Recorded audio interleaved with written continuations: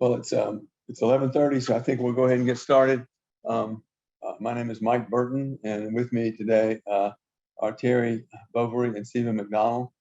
We're all going to be making this presentation entitled "Planning for the Effects of Record Inflation and Economic Uncertainty." What we're going to be talking about today is on the agenda on the right. I'm going to give a brief welcome and introduction. Steven is going to give an economic outlook for about 10 minutes or so. And then Thierry is going to bring that home to say what kind of uncertainty and risk are we facing based upon that economic outlook. And then I'm going to talk about the financial sustainability modeling, including a fairly extensive demonstration of the modeling process that we go through when we help our clients deal with these types of things.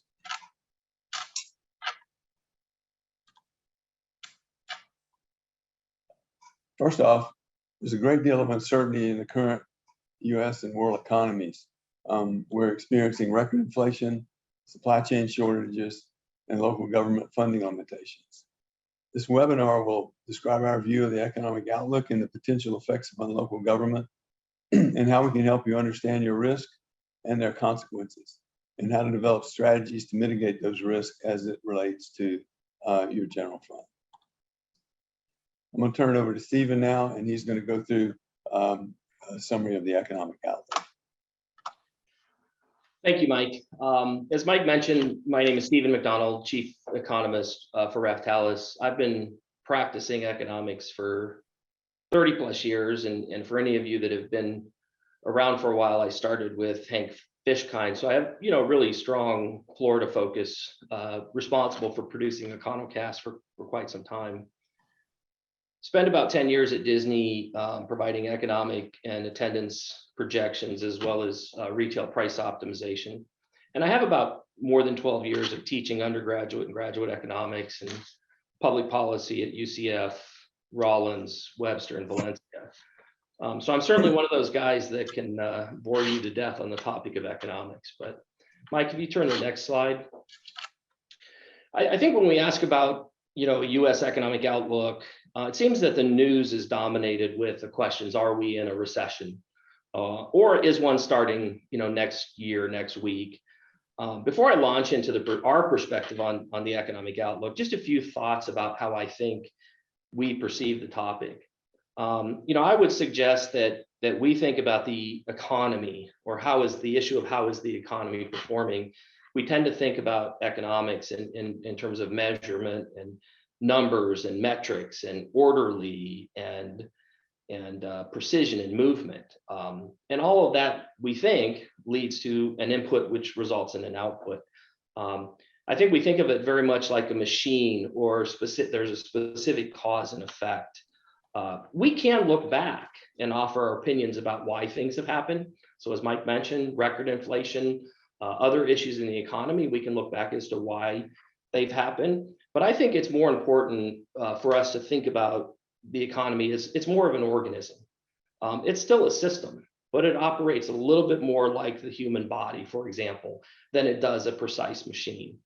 And I think the reality is that's why there's still a lot of mystery in economics, and that's why we obsess over how it functions. And Mike, if I could have the next slide. And I think it might be because we tend to forget that the reason the economy does what it does is because of human behavior. It is my opinion that it's easier to talk about big companies like Apple, Ford, Amazon, Facebook, or Twitter, or maybe even those people who are driving those, and we therefore think the economy is what they do. But more than 70% of how we measure the economy, gross domestic product, out of a $20 trillion market, is household spending. Now, granted, yes, the industry side needs to provide those things that the market wants and the products that people want. But, even one of the smartest minds of our generation made the quote, "I'm no better than anyone else at understanding what makes people tick." And I think that's important to understand. And a great example of that is, if you recall, and I'm going to age myself, but Betamax. Betamax was a better format. was better resolution, it was superior sound quality, it was more stable image and higher quality. But the market, consumers didn't see that value. And that market was killed from a technology perspective over VHS, which is what the market wanted. So don't underestimate, the power of the consumer and really how markets behave because of consumers, which really means that economics is a social science like anthropology or sociology, psychology, political science. And the only thing you can be certain about in terms of the study of economics is uncertainty. But yet we do still, we focus on recessions. A recession, it used to be very, in our mind, you taught economics to say a recession was 2 consecutive quarters of GDP loss, but it's gotten a lot more complicated now. The National Bureau of Economic Research is the institution that's responsible for recognizing recessions. But we still, when you think about it, why is a recession important? There have only been 12 complete cycles since World War II. Over those 77 years, our economy has been moving forward for 794 months. And we've been moving backward for 124 months. So we really take 6 steps forward for every 1 step backward. So it's positive in terms of economic historical perspective. But the real problem is that every recession is absolutely different. No one recession can be explained by a prior recession. And in reality, if you go back to my analogy about the system being more like a human body or an organism, that would be similar to a doctor trying to diagnose something that they have never, ever seen in their entire career. But most importantly, it's still important to understand recessions. But as the National Bureau of Economic Research says, determining the dates of turning points is retrospective. Economics is all historical. So the Great Recession of 2008, which is one of the ones every one of us should really understand, wasn't officially recognized and announced until December of 2008. So it's literally 12 months after we officially recognized that Great Recession. If you come to the next slide, Mike. So I don't really think the question of are we in a recession or is one starting next week, next year, really most important. I mean, in hindsight, if we are in a recession, which no one knows just yet, and it's not officially recognized, the better questions are what impact is it having and how did you prepare? But probably more importantly, and I think the message from my economic outlook would be, if one is starting next week or next year, what are the possible impacts it could have? What are the risks and what are the opportunities? And more importantly, how are you preparing to address those? If I can have the next slide, Mike. So a perfect example of this rear view mirror perspective, and it always reminds me of a great economist joke, is what is an economist? And an economist is simply someone who will be able to tell you tomorrow why what they predicted yesterday didn't happen today.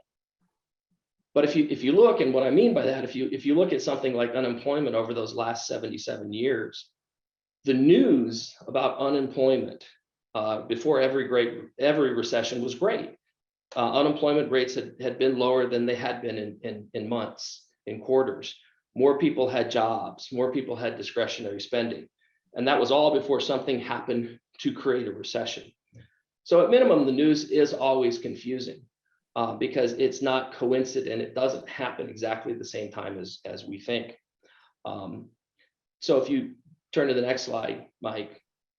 In terms of thinking about that then, in our current US economic headlines, I think we're in the same position as we have been historically. Just talk about some current headline bullet points. The economy likely did shrink for the second quarter in a row. As I mentioned, historically, everybody's going to jump on, ooh, we're in a recession. But it's also confusing because it's also creating very strong employment growth. We have rebounded and created as many jobs as we've lost because of COVID, which is, essentially a very strong economy. However, that's created a lot of other issues. And even though prices have risen, consumer spending is expected to stay afloat, mainly because there's a lot of household savings.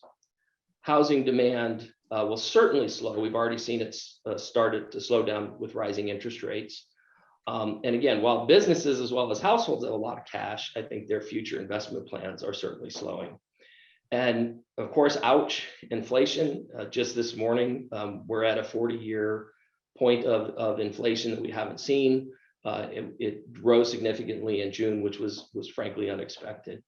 And while margins, corporates making profit are a little problemsome with inflation, that corporations earning less profit is a good thing for inflation, but it creates a lot of uncertainty in stocks. At the end of the day, it is a very mixed bag of news. But if you go to the next slide, to me, the real problem I see, though, is how consumers feel. Again, back to how people behave. This is absolutely the opposite of irrational exuberance. If you remember that phrase, Greenspan, who couldn't explain why the economy was doing so good, and he chose to say it's irrational exuberance among consumers. I think we're essentially at the opposite of that.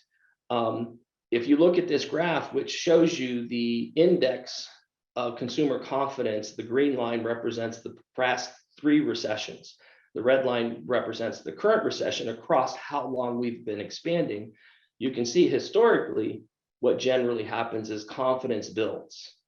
So it may be slow, but eventually, consumers get a lot more confident. We've gotten a boost in this early recovery, but the current situation and how consumers feel about themselves, how consumers feel about the future, job growth aside, plenty of jobs for those who want them, more savings. But the reality is that consumers aren't very positive about the future and where is it going? So if you come to the next slide, I think to answer that question, are we in a recession? Are we soon to be in a recession?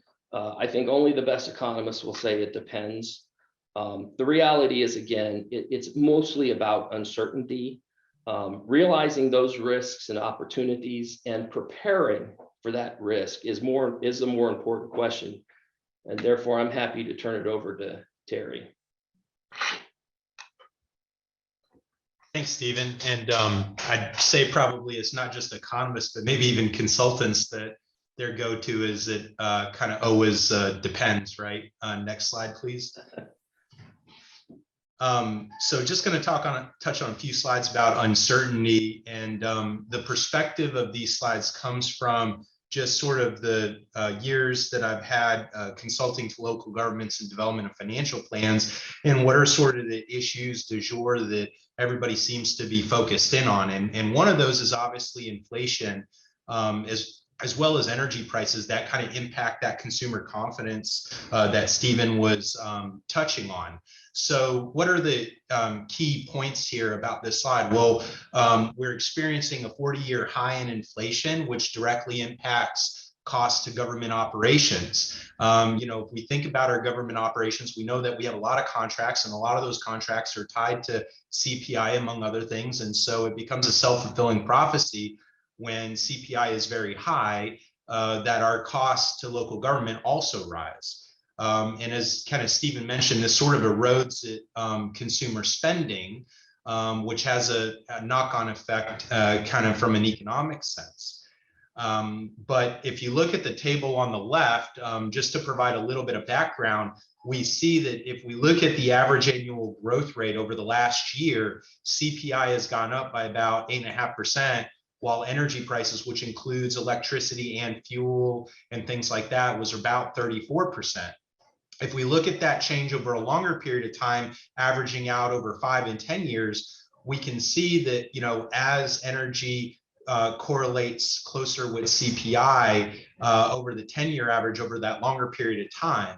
And so more recently, because of a lot of the energy price increases, there's that high correlation to the CPI, the higher costs. So, it stands to reason logically that, if we look over to the chart to the right from the EIA, who's forecasting out, oil prices and spot prices on oil that, we've kind of peaked. Actually, if, this chart only goes from 2017 with a little bit of a forecast in 23, but if we went back to like 2008, we haven't really seen oil prices at these levels since the lead up to the last recession in 2008.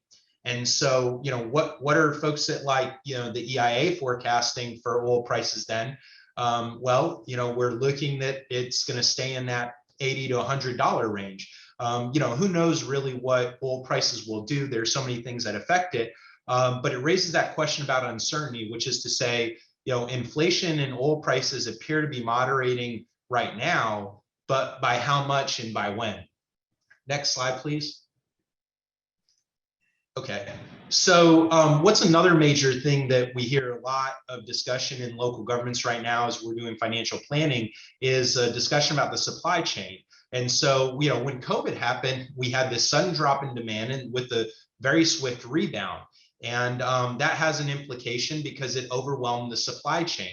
And some people refer to it as a bullwhip effect. And you can see sort of the comic over to the right there that the little stick figure on the left, their demand goes up, and so that cracks the whip on the front end. So retailers respond by ordering more, which then impacts manufacturers who need to order more, which then suppliers get impacted and need to order more. And so this creates a situation where sudden changes in kind of demand can have an impact to the supply chain, and it can get overwhelmed.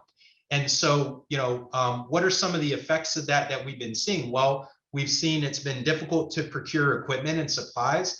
In Florida, in the headlines, for example, on the solid waste side, we're seeing a lot of issues with, trying to procure garbage trucks. The lead time on that might be a year and a half, or other operations related to utilities. It might take a year to procure pipe. Or other types of services, construction type services. Along with that, we've seen a lot of increase in the cost on those types of things. Talking with some of our clients just yesterday, we were talking about how capital improvement project plans are showing capital costs nearly doubling in certain instances, particularly as it relates to electrical equipment and supplies. So, how does the outlook on all this? Well, it's uncertain, but if we looked at some of the logistics experts like DHL Global Forwarding Freight CEO, Tim, I'm going to butcher the last name here, but Shorwath, just recently in June mentioned, their outlook is that it's going to ease in 23, but it's not going back to 2019. So the uncertainty is, we can continue to see these issues we're having on procurement. It's likely to improve, but by how much? And that remains to be an issue. Next slide. So what's another issue that we tend to hear a lot of discussion about, and that's labor markets. Recessions, there's a question, Stephen was asking, is a recession sort of imminent? And it sort of depends. There are a lot of signs that sort of indicate that, we're headed into one, but we really don't know. But when we explore historically, maybe over the last 2 recessions, what's happened to the unemployment rate, we saw that, during the Great Recession, unemployment rate was peaked around 10%. During COVID, it actually approached 15%, but was short-lived. And currently we're at about 3.5% on a national average. If you look at the chart on the right, this is not a chart of unemployment rate, but it's a chart of labor force participation. And the reason why I have that up is because we often hear a lot of discussions right now about a large demographic group referred to as the baby boomers. If you haven't heard of them before, you probably do now, with everything that's in the media, as well as a lot of folks that fit into that category, obviously. But starting in 2010, that was the first year that we had baby boomers hitting retirement age. And as it stands in 22, about 60% of the folks within that demographic have now hit retirement age. And so one of the things we've seen, and correlation is not always causation, but we've seen that labor force participation rate decline from about 2010 all the way through 2020 during the unprecedented rebound in the economy that we saw over that period of time. And then you can kind of see during 2020 when we had COVID, we saw a real sharp decrease in labor force participation because of that, and we're still trying to recover from that. And some of the folks that left the market still haven't come back. And there's issues obviously with labor force participation metrics, but I think it kind of spells another message about uncertainty. We've had a lot of institutional loss of knowledge from those folks that have stewarded our local governments, but we may continue to find difficulty in finding labor even if we enter into a recession, because unemployment rates may or may not get to the levels that we've seen over the last 2 recessions. And I think most folks, if they are predicting a recession, not nearly forecasting levels approaching what we saw over the last recession. Next slide.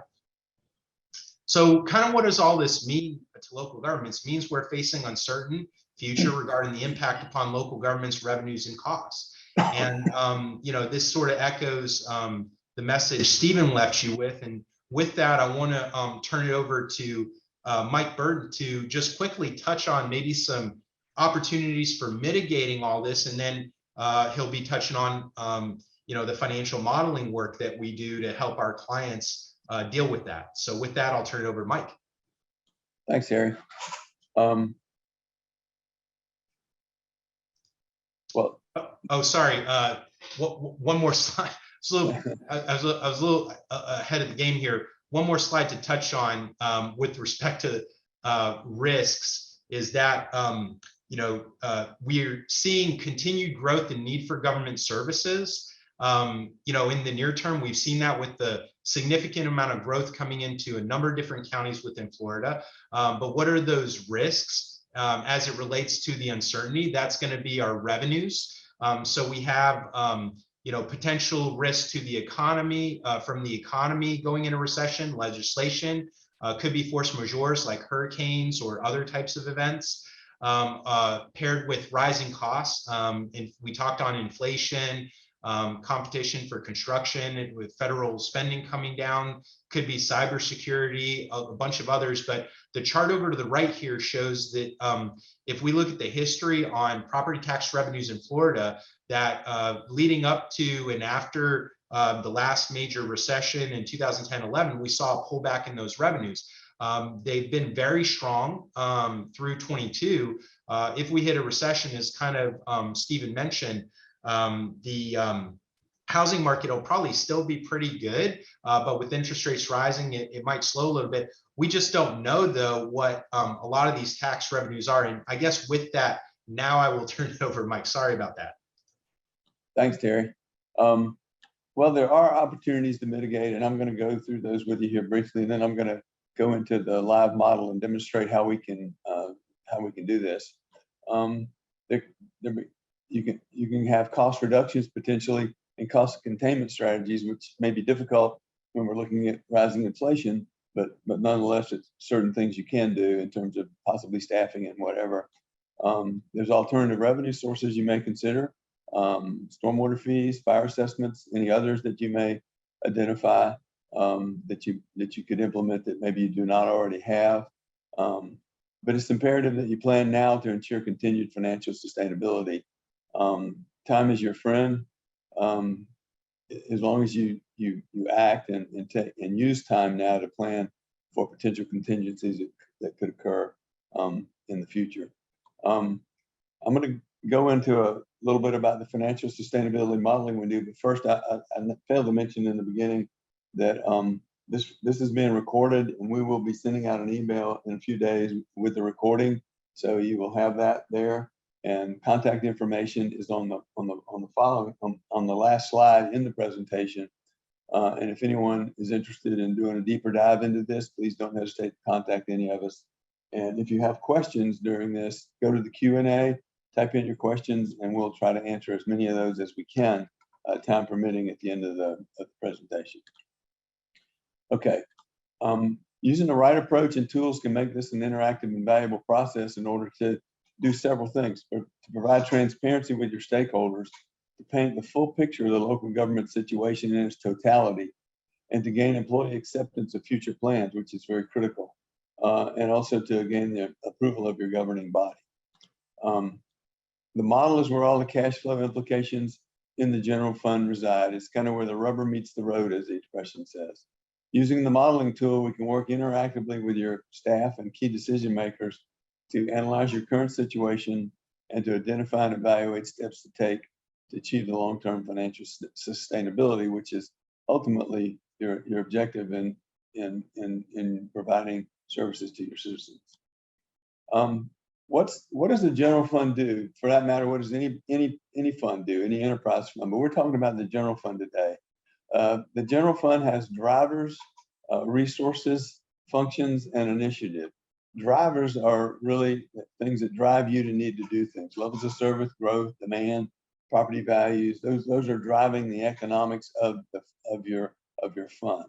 The resources that you have to deal with what you have to do are employees, vendors, credit markets, consultants, and others. All of these are just representative things that you would have, and there may be many others for you individually. The functions that you normally provide are operations and maintenance, generation of revenues, renewal and replacement, expansion and construction, and maybe a number of other things. And you may from time to time have initiatives where you look at an organizational assessment, asset management, you do a comp plan, you may look at a staffing study, strategic plan, and maybe possibly annexation. All of these find their home in the financial sustainability model that I'm going to demonstrate to you in just a moment. And out of that model, all of the drivers reside there, and out of it comes basically a financial plan. So what I want to do now is I'm going to flip out of the PowerPoint, and I'm going to go over to the model that I have here.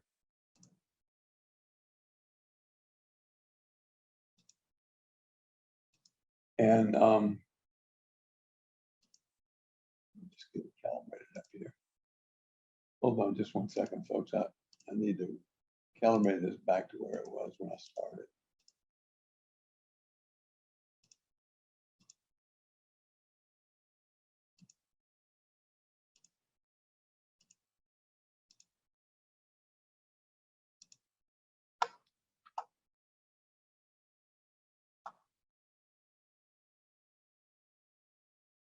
You make a lot of changes. This saving the last scenario.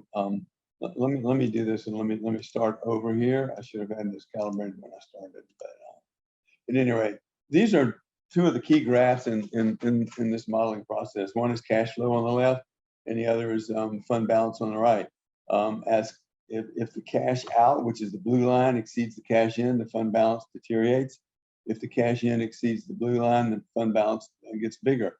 It's much like managing your own personal finances. I mean, you can spend more money than you make as long as you have a savings account that you can then draw down from, or if you make more money than you spend, hopefully it would add to your savings account. And this whole process we found it to be very easy for elected officials to understand, because it takes a lot of complicated information in all these panels below here, and it brings it up into kind of two answer graphs, which are talking about financial sustainability.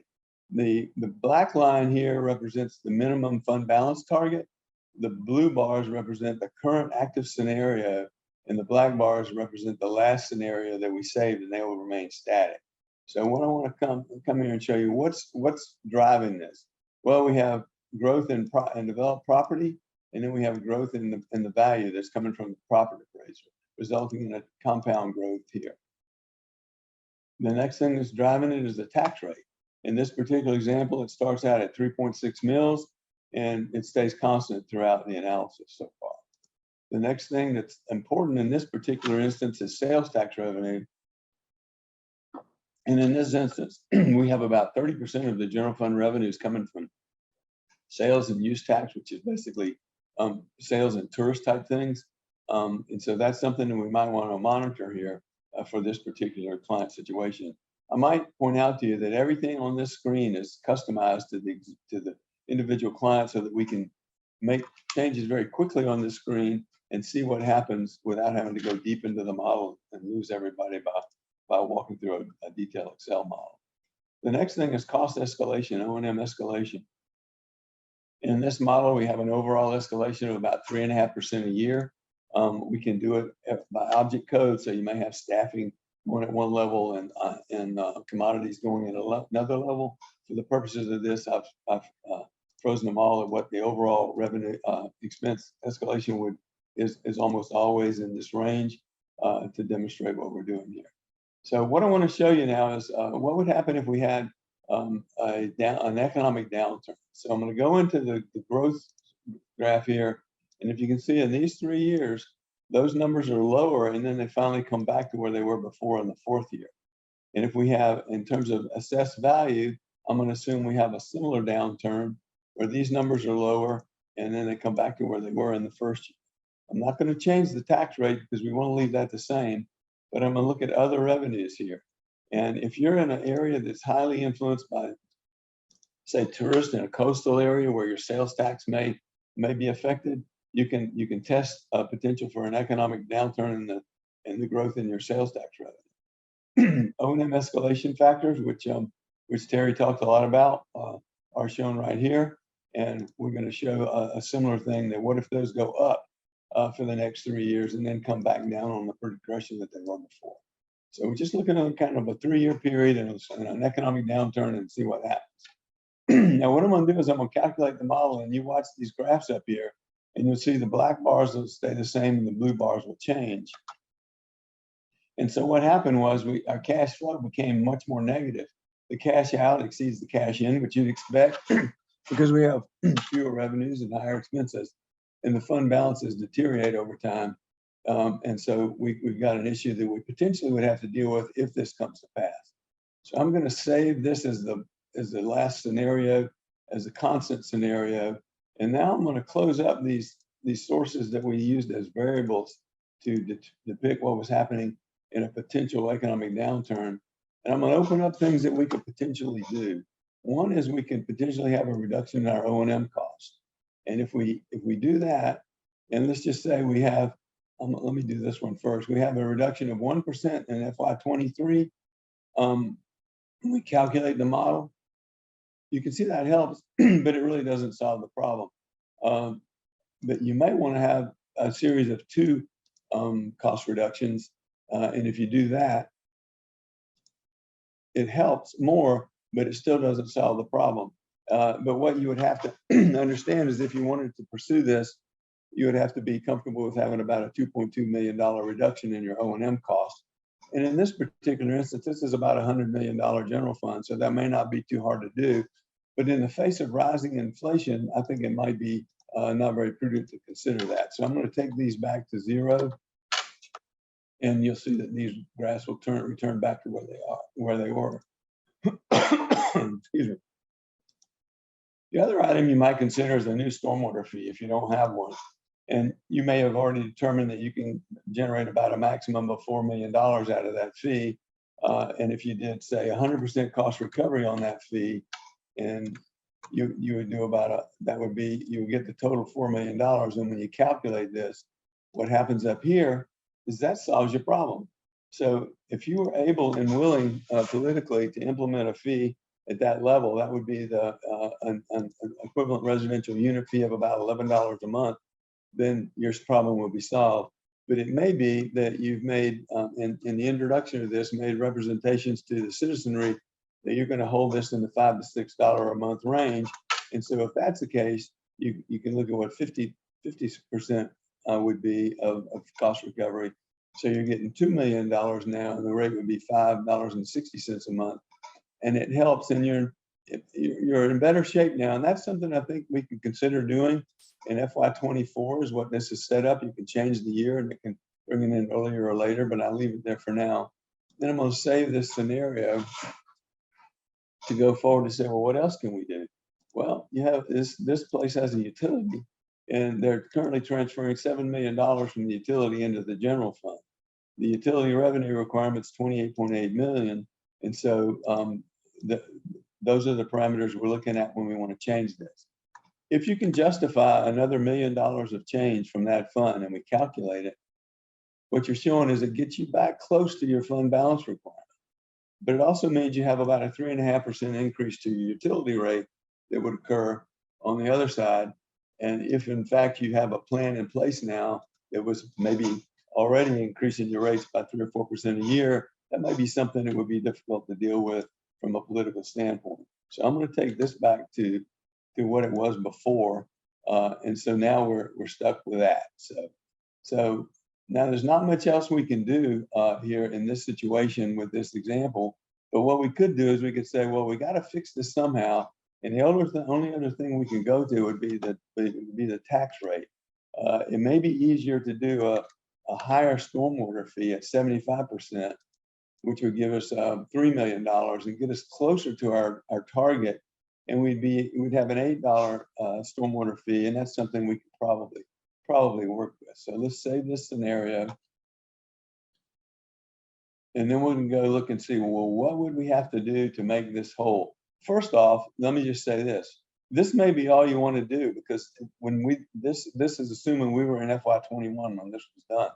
You have a couple of years to see if these recessionary things actually happen or not. So you might not need to do anything, but it's instructive to say, if they do happen, what could we do in order to solve the problem? So I'm going to go back up and open this tax rate up right here and say the last thing we have to do is we can go to taxes. So if we increase the millage by 0.1 mil in FY24 and calculate that, that solves our problem. So our millage would go to 3.6 to 3.7. I do have the ability here to look and say, okay, now what does that mean to the average home? By 2014, the average home value would be 2012. And so it would increase from the year before by 5.35%. So you can see what these implications would be as you're modeling them here. But I'm going to close this back up and we can look at it whenever we want to. The interesting thing here is that we have a higher fund balance in the out years. So you possibly might be able to come in and do a reduction, say out in 2028, which is when it starts to get above the required line. And if we calculate that, what we can see is you finally then can go back to the 3.6 millage rate, and everything would be in pretty good shape at that point. So let's say this scenario, and I want to pause a second and tell you a couple of things. This assumes that we have no capital in this general fund.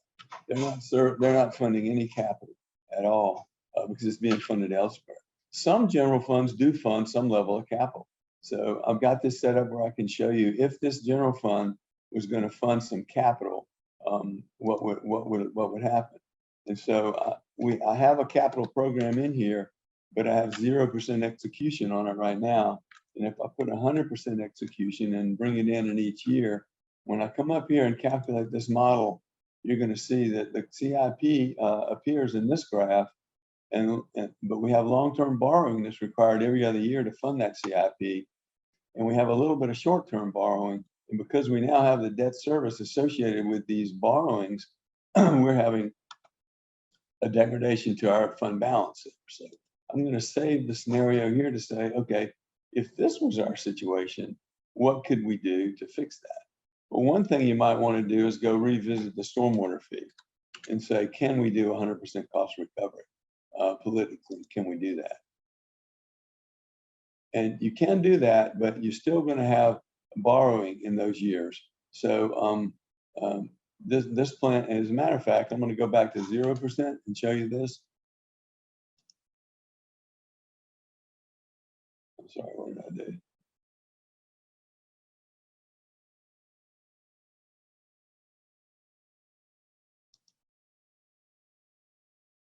Oh, I had this at 100%. I changed the wrong thing, sorry. If we go back and put the capital dollars at 0% and calculate it, that plan would give us extra revenue. But when we bring the capital dollars back at 100%, we have the situation with borrowing. So I'm going to save this to last. And you may have a board that's adverse to borrowing. So we say, what could you do to keep us from not having to borrow these monies? Well, I'm going to go in here to the tax rate again and say, if you increase the taxes here for 2 years in a row, and actually 3 years with a 0.05 of a mil, and you calculate that through, what that does is it gets rid of all the borrowing except for this first year. And that may be something that you'd be willing to accept. And what it does is it gets you back up to a 3.85 millage rate in the out year. But also you could possibly have a reduction because it's going up pretty high in these years out there. So if that were to happen, you might be able to reduce your millage in these out years and come back to the 3.6 and be okay where you were. So this would be a scenario that would work if you were funding capital within the general fund itself. So one other thing I just want to show you that we can look at in this modeling is we can look at change in FTEs. So if we want to say, yes, we want to look at a change in FTEs, and let's say we want to add one employee in the general fund every other year, and there's a tab back there that's doing this for us, and it's bringing it back up onto this control panel. But if we do that, what's going to happen? Well, if we add employees, you're going to, let's say add. If we add employees, we're going to have more costs, so it's going to degrade our fund balance. Our cash flow is going to be less. We'll have a little bit more borrowing here, and another borrowing emerges out there. This is just to show you the implication of what would happen if you did that, and how we can quickly look at that if that's a key issue in your city. But you also may say, well, we can subtract. We can decrease our employment by one employee in the general fund every other year. And what would happen then?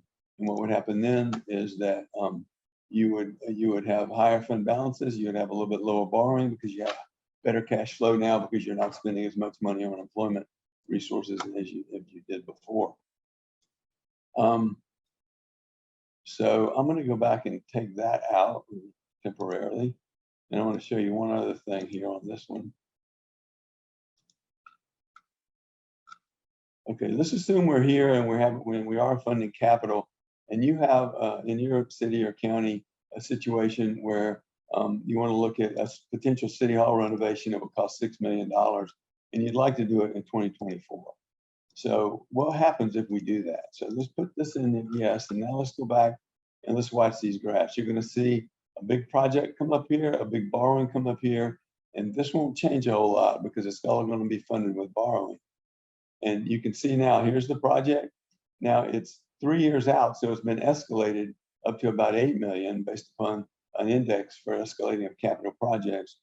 And we've been able to use some cash to fund that project first. So we don't have to fund all of it with debt, but we have a little bit of a short-term borrowing coming up out here also. And in this case, if you just wanted to, I wouldn't do anything if I was advising anybody about this, because these borrowings may not occur, because that's a number of years into the future. But this looks like a plan that would work. You wouldn't necessarily have to change your tax rates over what you had already decided to do, and you could easily fund that city hall renovation if you were willing to issue the borrowing to do it. So I'm going to take that out.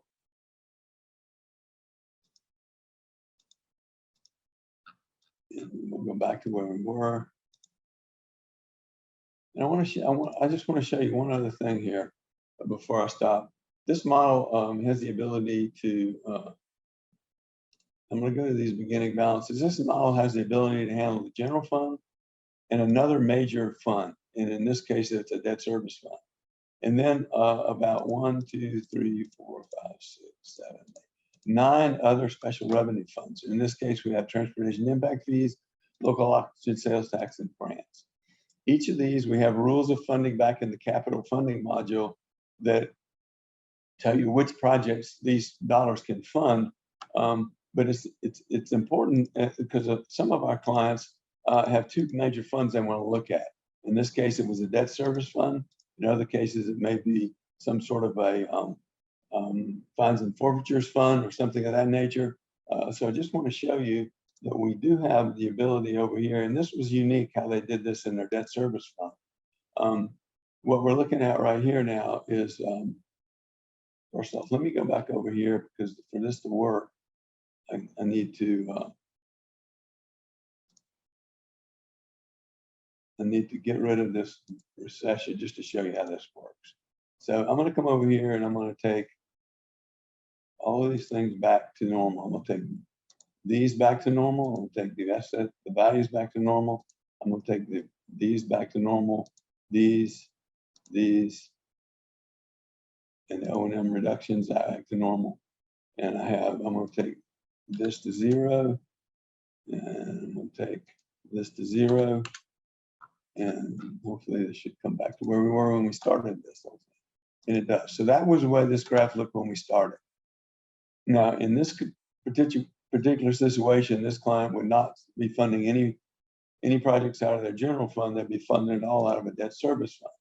And what they were doing was saying, okay, let's say that we're not going to have any excess debt capacity here, and I'm going to calculate that.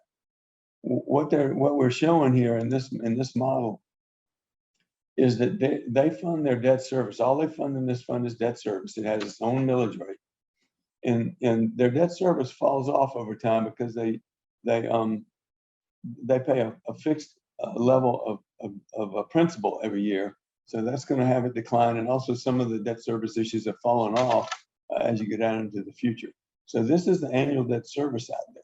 What we want to calculate, and what they wanted to do, is say, what level of funding capacity we have above this within this line between the revenues and the expenses that we can fund. And so if we want to say, let's fund the debt capacity, and we say yes, what happens now is we come here, and these green lines fold in debt service that would fill those gaps in those out years and bring the revenues and expenses lines together, and shows you the debt capacity each year that you could fund.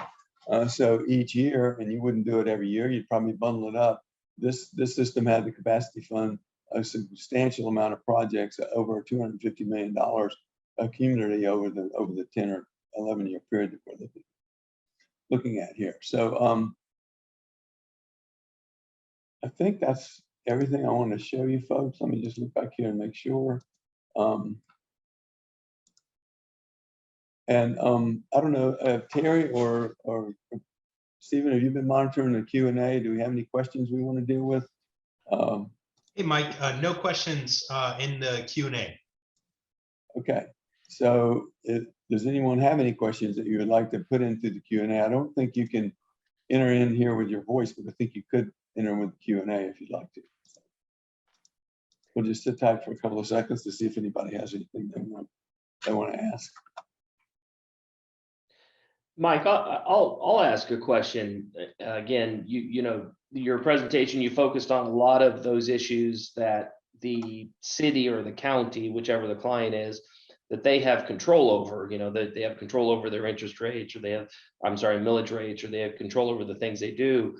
But is this model able to handle kind of scenario looking when it might be things you don't have control over? Say, for example, the legislature wants to say, you know, add a new $25,000 homestead exemption. Sure. Yeah. Those aren't things you control, but you want to know how it affects you. This shows what the implication is to a property net of homestead exemption right here, and we would just go back into the model and change the homestead exemption to be a higher level, and it would change the values in terms of not only what the impact would be here, but also to the revenues that we would be able to generate through the taxable property values now being less. So that's a good point, Stephen. It does do that. And I will point out that if there's something that in your local situation maybe going to be happening, you're considering a special option sales tax or something of that nature, we would just modify the model to include that as an alternative, as another revenue source. It would come into the revenue projections and into the cash flows and into the projection of what the fund balances would be. So it's very fungible in terms of being modified to meet your specific local situation and requirements. So good question. Thank you, Stephen. Still no questions, Mike. Okay, well, if there are no questions, I guess we'll give you about 10 minutes of your day back, and we appreciate everybody attending. And thank you so much. Let me just flip back over here do the PowerPoint real quick to show you that we have